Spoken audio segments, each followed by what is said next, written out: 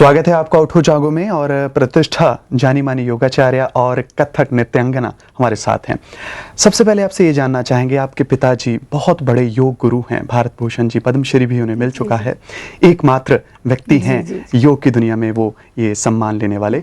क्या ये वजह रही कि घर में माहौल था आप योग से जुड़ी, या आपने खुद चाहा कि मैं योग की दुनिया में जाऊं?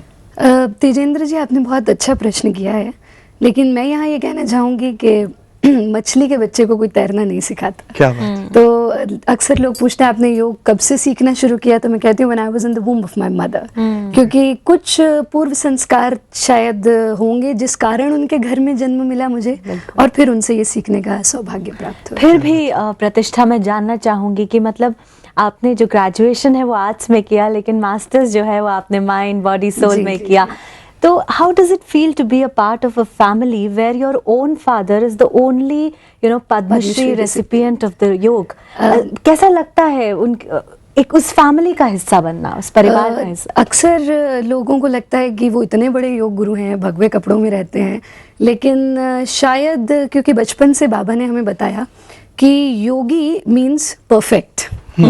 तो he is a perfect father, he is a perfect husband, he is a perfect son, he is a perfect guru, and he is a perfect human being. तो जब घर पर होते हैं तो कभी नहीं लगता कि मैं एक पद्मश्री के साथ बैठी हूँ या इतनी बड़ी हस्ती के साथ, तो वो मेरे बाबा हैं सिर्फ। पर किस तरह का माहौल आपको घर में मिला? हाँ, हमेशा घर पर बचपन से ही हमने वेदों के मंत्रों को सीखा, हवन किया बचपन से, और बचपन से हमें सुबह 4 बजे उठा दिया जाता था और योगाभ्यास करते थे, मेडिटेशन करते थे, वो सब चीजें। कुछ बचपन की कोई याद, कुछ यादें आप शेयर करना चाहें? बाबा किस तरह की बातें आपको जब छोटे थे सिखाया करते थे? मुझे बिल्कुल याद है, मैं बहुत छोटी थी तो बाबा मुझे सुबह सुबह कंपनी गार्डन ले जाया करते थे, क्योंकि वो तो 3:30 बजे उठ जाते थे, हमें 4 बजे उठाते थे। अच्छा। तो 3:30 बजे उठकर अपनी गाय का दूध निकालते हैं वो खुद, और उन्हें अपनी गाय से बहुत प्रेम है, और उसका नाम है नंदिनी। गाय का, बड़ी का नंदिनी, छोटी का अमिता।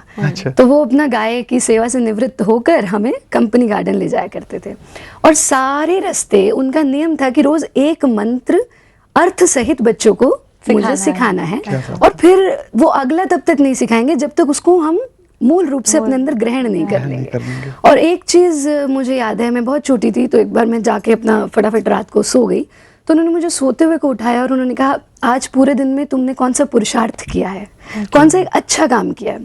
तो मुझे कुछ याद नहीं आया, नॉर्मल स्कूल गए, नॉर्मल योगाभ्यास किया।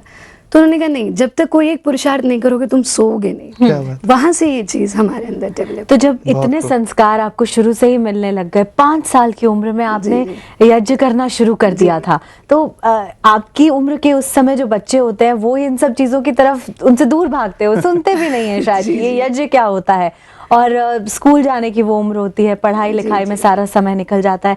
उस उम्र में जब आप ये सब कर रही थी तो were you very comfortable, या आपके दोस्त आपको कहते थे कि प्रतिष्ठा तो बस अलग ही है?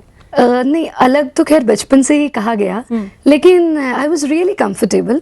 और सुमेधा जी, हम अक्सर कहते थे ये बच्चा अच्छा नहीं है, ये बच्चा बहुत बदमाश है स्कूल में, या ये बच्चा बहुत गलत काम करता है।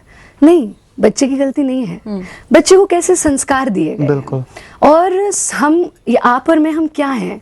हम सिर्फ अपने संस्कारों के पुतले हैं। हम मूल रूप में तब आते हैं जब हम बिल्कुल पीछे जाएं, जब आपने जन्म लिया था तो आप मूल रूप से सुमेधा थी, या आप तेजेंद्र थे। फिर आप जो भी कुछ बनते गए, आप अपने आसपास के एनवायरनमेंट से, किन लोगों से आप मिल रहे हैं, किस सोसाइटी में आप रह रहे हैं, आप बनते चले जाते हैं। ये मेरा सौभाग्य है कि मुझे ऐसा कल्चर अपने संस्कारों में मिला, चाहे माँ से मिला, चाहे बाबा से मिला, और उसको ये ईश्वर की कृपा है कि मैंने उसको अडैप्ट किया। और योग की अगर बात करें तो ये भी एक बहुत बड़ी साइंस है, संस्कार ही नहीं, इसमें आचार भी है, विहार भी है। और आम तौर पर प्रतिष्ठा, हम योग की जब